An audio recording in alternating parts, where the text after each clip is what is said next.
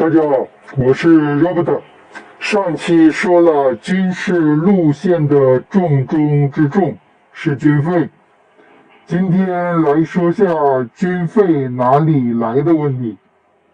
我个人的看法和观点是，穷人是撑不起来军费的开销的，穷人能凑人数，军费这么大开销，还得是有金主和企业家参与进来才行。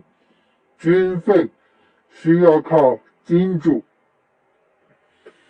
另外，因为民主最终是为了每个人个体的利益，所以捐献是非常不合适的方式。我个人认为，让别人为自己奉献是非常不道德的一件事。就像器官捐献问题，我个人是非常反对的。当然，这是另外的话题了，改天再细说奉献和自私的问题。民主派要灭共，目的是什么呢？是为了最终的实打实的每个人的利益。大陆民主了，会是什么样的一副光景呢？看看美国，看看台湾，我们可以大致想象一下，企业家不会再有孙大武的遭遇，马云也不会落个今日的下场，他会是大陆的贝佐斯。任志强也不至于因言获罪要坐牢18年。上班族再也不必996、007。流水线蓝领的工资也不会比办公室白领差哪里去。就算你不想上班，也会有公屋住房和免费食物的最低社会福利保障。大陆不民主的话，就是现在这么个惨状了。除了共匪，其他人都是凄惨。有的人也许会说了，马云再惨，日子也是过得幸福多了。但是，如果大陆民主了，马云的日子不是会更幸福吗？所以，民主是关乎每个人切身的政治权利和经济利益的。不民主，也就只有共匪和他们的公务员奴才有好日子过了吧。所以，鉴于咱要民主是为了追求个体的利益，那让谁来捐献做军费就非常不合适了。而且军费也不是小数目，乌克兰早期800亿美金没多久就花光了，靠捐献那得猴年马月啊。所以需要有投资的理念。什么叫投资？有回报的付出叫投资，没回报的付出叫奉献，也就是慈善捐献了。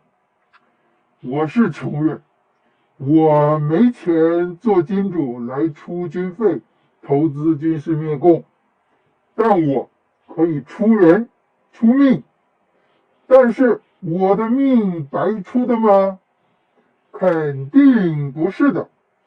灭共成功了，最起码我的军饷是一大笔吧？政治资历也是敲门砖嘛。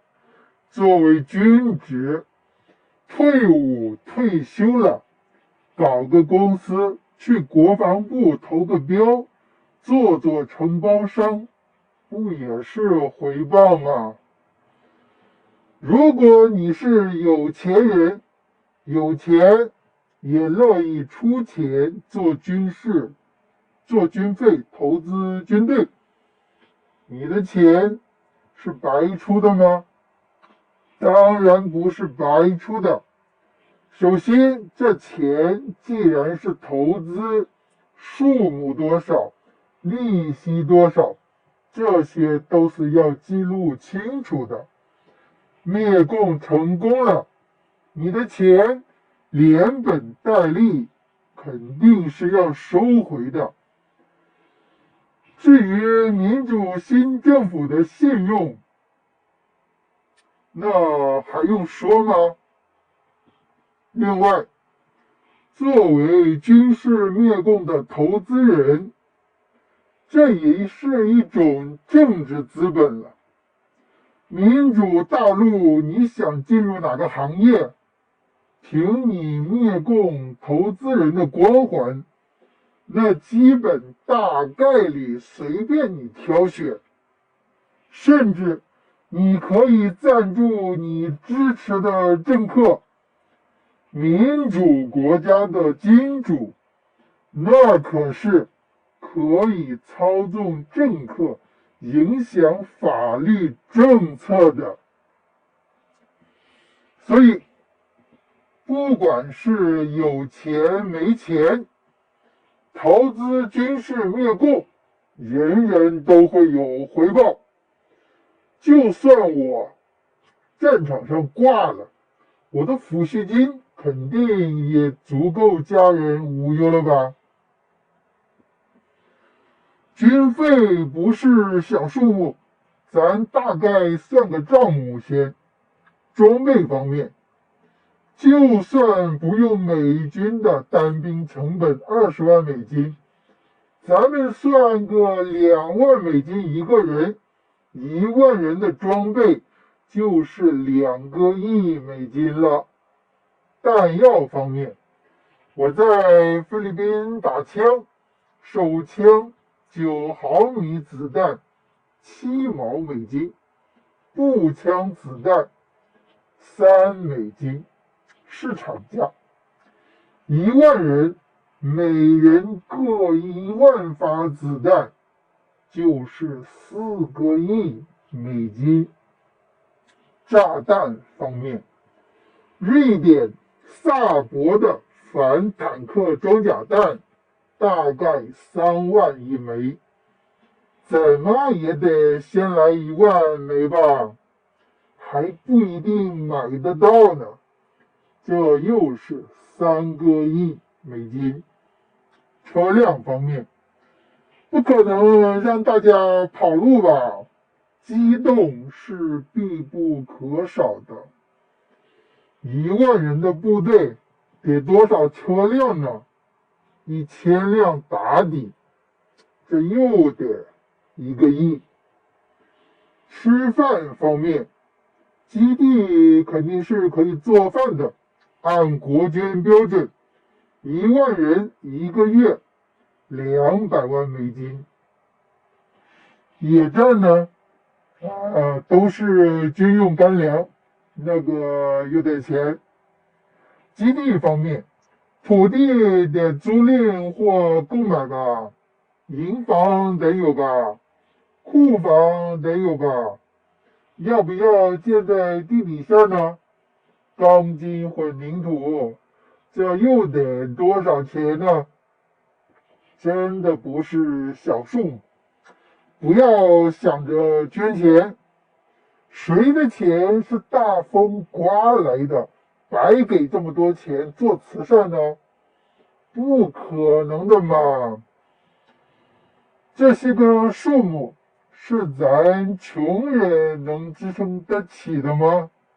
啥叫穷人？